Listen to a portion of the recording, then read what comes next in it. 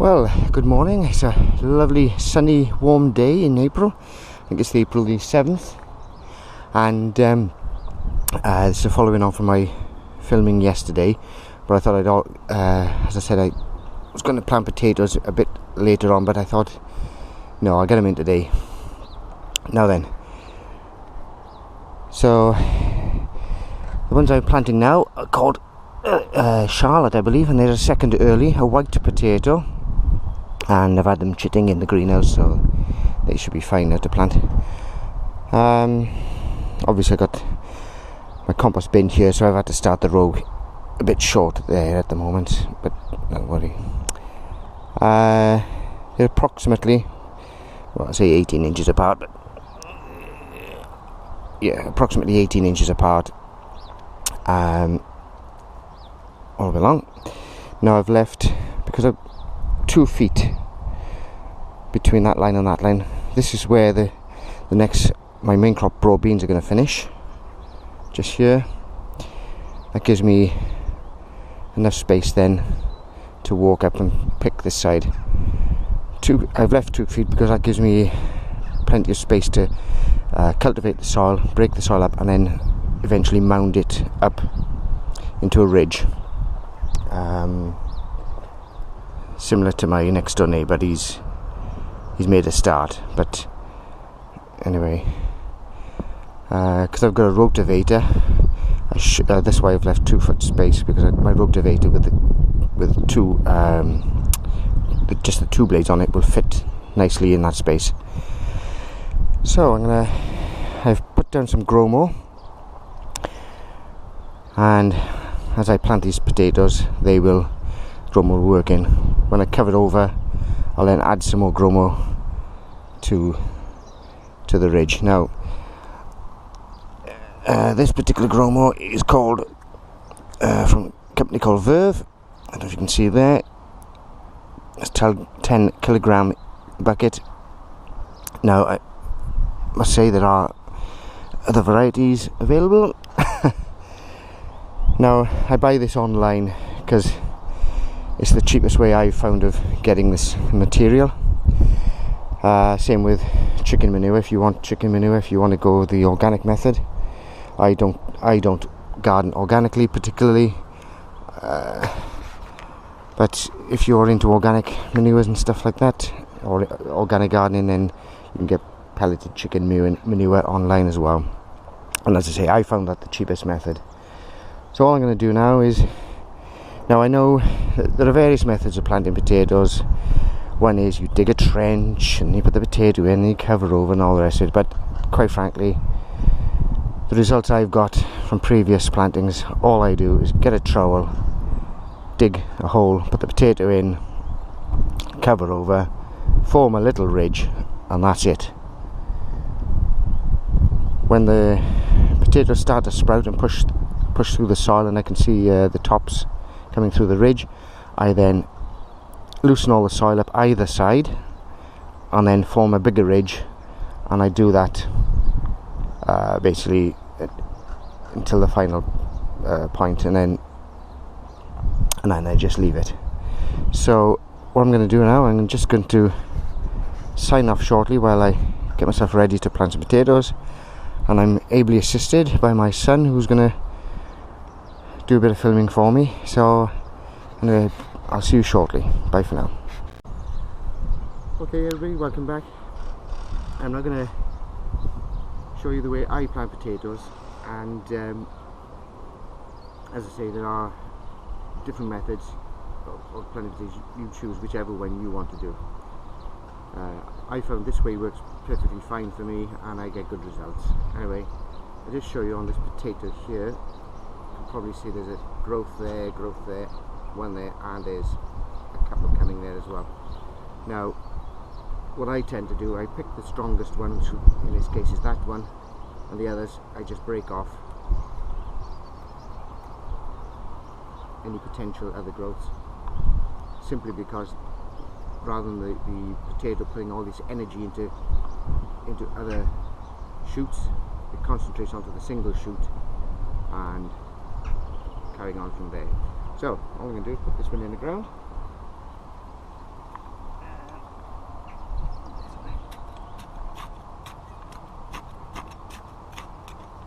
Just loosen the soil a bit.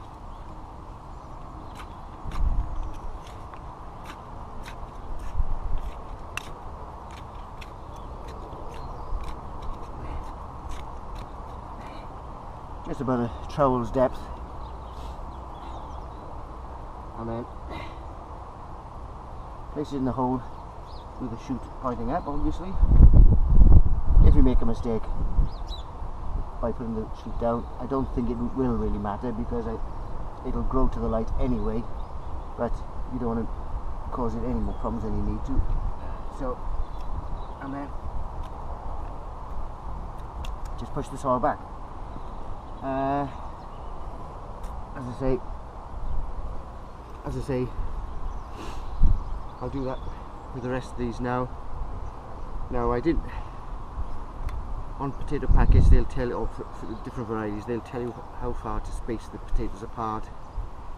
Well, I just take an average between 12 and 18 inches. Seems to work fine for me, but if you wish to follow the instructions to the letter, then obviously do so. But you know, I don't seem to have any problems guesstimating the distance apart. So right, I'm going to sign off for now, and I'll see you shortly. Right, now then, I've almost planted 3 rows of potatoes, 1 row of secondary leaves and 1 row of, 2 rows of Desiree main crop. And I was using a trowel to dig the hole, but I suddenly twigged, why not use the bulb planter, which is what I'm going to do now. So I'll just show you with the last potato how I'm doing that.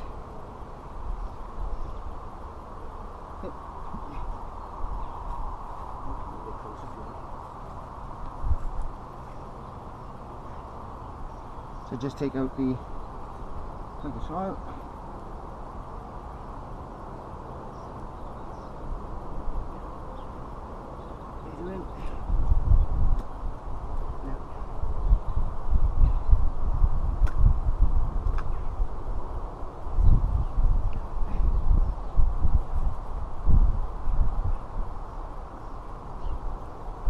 Just making the soil a bit finer to go into the hole, so there's no air pockets around the bulb. Right, so that is okay. So you want to pan around to show the, not too fast, but okay, so that's okay. Back to me. Right, so I'd say I'll just take the camera off for 7 minutes and move out the way. Or right, so I've earthed up a little bit on each row. Does a couple of things as far as I'm aware. It marks the row, of course, and it provides a little bit of insulation against any potential frosts. I haven't earthed this line up yet. Now I was going to do 3 rows of potatoes, but I've got quite a lot of main crop left, so I may do a 3rd row of main crop. I think that's what I'll do, and then that should be more than enough for my needs for this year. Now, a little word on this grow more. As I said to you earlier, I'm not particularly bothered about growing organically. Now, that's not to say I like spending money on grow more. If I can get away with spending no money, then that's the way I like to work. However, the problem here is we've got no access to manure. Nearly all the dairy herds have disappeared for various reasons. Probably not economical with the milk, etc. So getting hold of cow manure, which is what I prefer, is very difficult. In fact, it's nigh on impossible, because any that is available, the farmers are spreading back onto their own fields. So that's the reason I'm using Gromo. Now I could use pelleted chicken manure, I suppose, but I'm not sure that it's got all the necessary ingredients, the various nitrogen, etc. in it. However, that's my choice. But so that's the reason. Now, right, so there's one come up there. Need to try and replant that. Now then, had a thought. I said earlier about those tyres.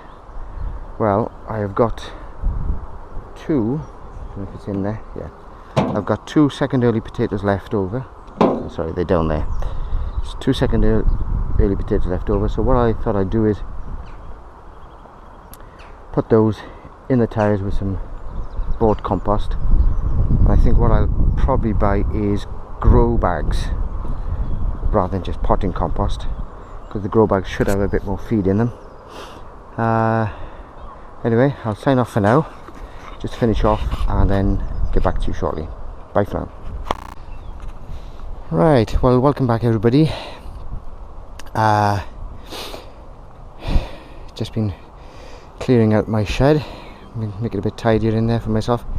So just to recap then, I got 1 row of second earlies, 1, 2, 3 of main crop, which are Desiree. I think they were Charlotte, the second earlies. 3 of Desiree. So now what I've done is the Charlotte, the second earlies, I have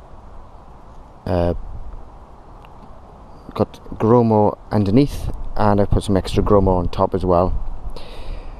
On this row of main crop, I've got Gromo underneath but nothing on top. This one I've got Gromo underneath with some pelleted chicken manure on top of that, which I discovered in the shed. I didn't realise I had it. And on this last row I have got pelleted chicken manure underneath and chicken manure on top. So it'll be interesting to see, certainly between the 3 main crop, the difference, if any. So we'll discover that when it's time to lift the crops. As I say, I've left hopefully enough space between the rows to get my rotavator to chop up the soil, so I can then earth up, do a final earthing up. I'll need to do that before all the potatoes start getting really into their stride, so that'll be the next few weeks anyway. So I say that'll be it for now. So I'll finish off a bit later, so I'll see you shortly. Bye. Okay, welcome back everybody. I'm just finishing off for the day now. I've put my potatoes in the ground. Now I had 2 second early potatoes tubers left over, and I was just going to stick them in the following row, but I thought, hang on a minute, I'll just suddenly thought of these tyres. So a little experiment this year. I've got some grow bags here.